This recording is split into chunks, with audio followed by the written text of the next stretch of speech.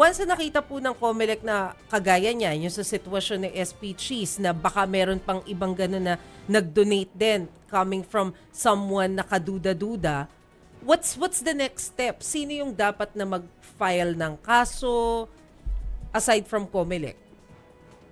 Well, unang-una, hindi na masyadong issue yung pagka-donate at pagtangkap dahil may pag-aamin na nga si Mr. Lupiano at mismo sa nakita ko sa balita, si Senator Cheese din ay ganun din ang sabi niya, may natanggap siya but it was a personal donation.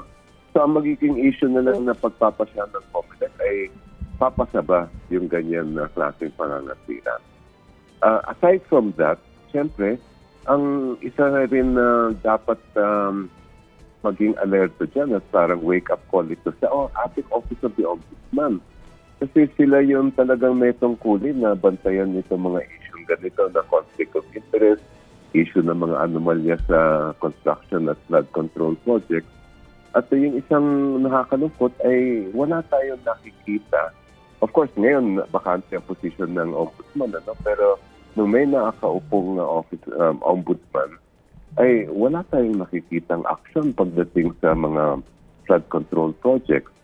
Especially ito nga, yung itong lumalabas mga ghost projects, etc. There should be action immediately being done by that office because they are entrusted with making sure there are no anomalies and no corruption involved.